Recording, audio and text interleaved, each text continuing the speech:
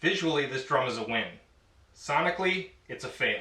So I'm taking it apart so I can use all the hardware on that drum.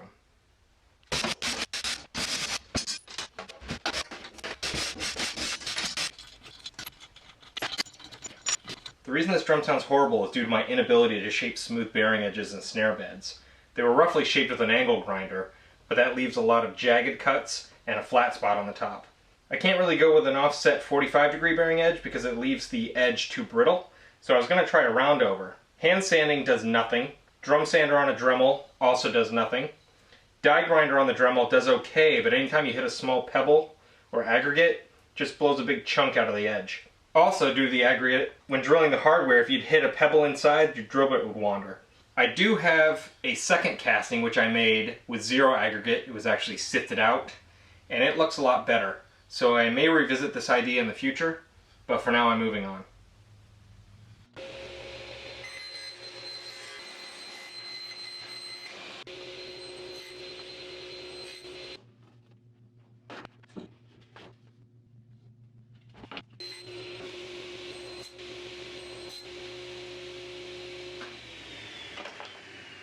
Concrete snare drum redo.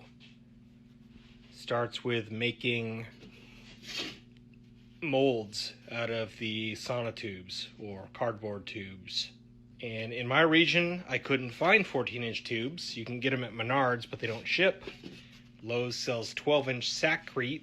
So I'm making molds. I'm going with a 12 by 4 casting of concrete, and then 1/2-inch wooden caps on each side for the bearing edge.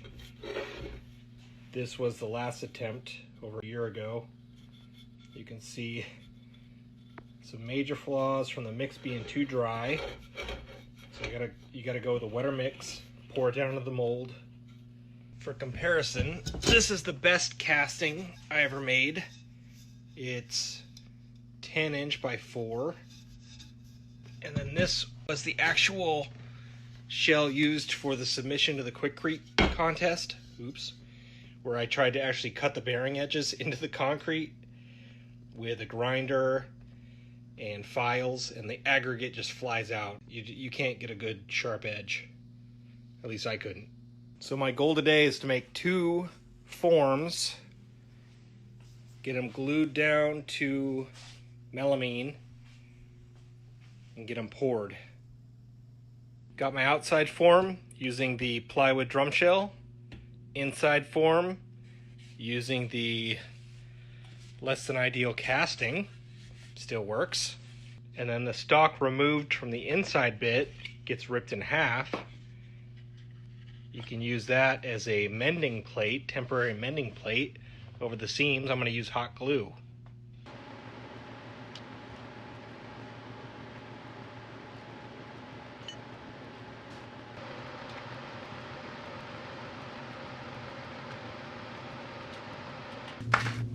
If the warden finds out I'm using this thingamabobber to sift concrete, I'm dead meat.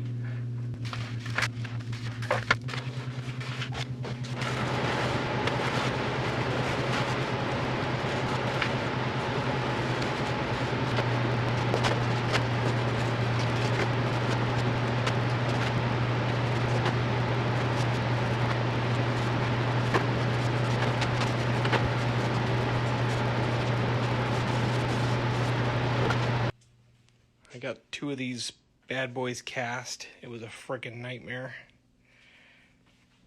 This top edge will need to be sanded down. We'll see how shitty they look tomorrow. A day and a half later, let's open these up. I was gonna say this looks extremely smooth, but the cardboard delaminated. So, there's still a chances of failure. It's like opening those old cans of biscuits, thinking it's gonna explode. Oh man, we got some bad cast, Clark. So as you can see, this one did not turn out well. It had a big void here, crack, long crack, lots of cracks actually, and when I went to pick it up, it just fell apart. Look at all these cracks. So here's another void, cracking, another void. I can probably, so maybe this is where it was less hydrated. It didn't make a good bond. Because even as I was pouring it, the stuff seemed to be getting thicker. Watch, I could probably just pull this, yep, pull it apart. So that's a downside of fishing out that aggregate. Thing about leaving the aggregate in is when you do your layout and try to drill for your lugs. Last time I did it on the first Quikrete run, the bit would hit a pebble and it would deviate. So I wasn't getting, you know, good lug placement, or I'd get a lot of blowout on the inside. I had to go back and patch it in. But this is just a crumbly mess. The other thing about a concrete drum is if you drop it, you're fucked. I'll give you the overhead view on this one. Basically, I'm popping the mending plate, or the splice, or the overlap, or whatever you want to say, first. Because I don't want to try prying at it and leave marks on the concrete or chip it out. It's only been curing for a day and a half. And concrete takes a lot longer than that to cure out. You can see the inside peels off a little easier than the outside. Okay. That looks pretty good, eh? Oh, crack. Big crack right there. 6-7 inches. Another one.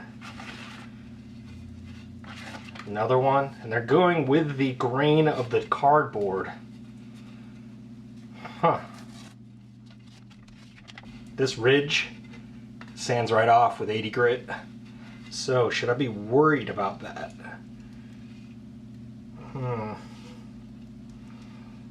Here, it comes through. It goes all the way through.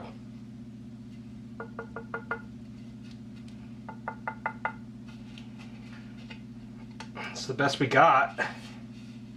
All right, I don't want to go too crazy with these edges, but they need to be flat. Flatter or flat-ish. That sounds horrible.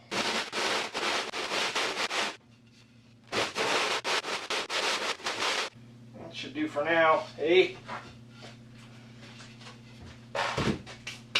12-inch drum I'm laying out for 8 lugs, just center lugs. So mark the 8 lugs, mark the center of the snare bed, doing a mini throw and a butt plate. I don't know where those are going to go yet until I have the end caps on, but I want to drill the lug holes first because that's still an opportunity for the shell to blow up or be destroyed or fall apart. So mark the line, extend the line, marking right on the concrete because it'll come right off with a quick run over it with sandpaper. There's always pain in the butt. The usual steps. Mark the lines from the mat. Extended the lines with a square. Found the center from the edges. Started the hole with an awl so I can hope to keep the bit on track. So we'll see what happens. Alright, wish me luck. Yeah, the bit's moving all over the place. Alright, drill press wasn't working out. So we're using the jig to hold the drum and doing it with a hand drill. And it's still, the bit is still wandering.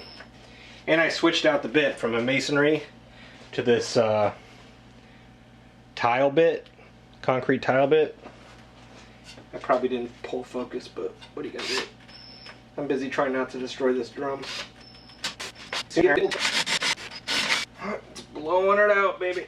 Oh man, this one's warbled like you read about. Ugh, this is gonna be a mess.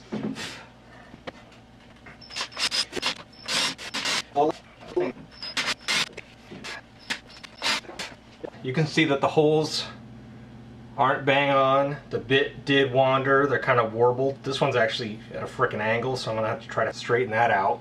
Luckily, the lugs, these are champagne lugs, those will hide the crime, so I can warble these out. If I'm a little too far left or right or up or down, I can fix it. Just snug down on the lug once it's in place. There is some blowout on the inside, but as you can see, the washer should hide that.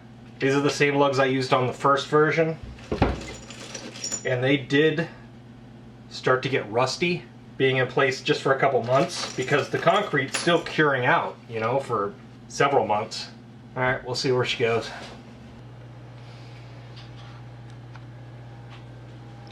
Well, it was a good run. Trying to drill out for the throw and the butt plate, and she had a fatality. Cracked right up through that lug too. Man, that's pretty no fixing that, Johnny. Maybe you'd be able to epoxy it, but it's pretty damn brittle. Way to go is definitely to cast all the holes in place, and that would be tricky because you'd have to drill perfectly aligned holes through a inner and outer mold, and that would just start to suck. So you'd want to get some kind of a reusable mold, maybe like a silicone inner sleeve with a mother mold outside. It's interesting because the first time I didn't have that. Everything drilled fine. Of course, it did cure out longer, and this had a lot more aggregate, which gave me all the drilling problems. I'm having similar drilling problems anyway, so brings an end to this project for now.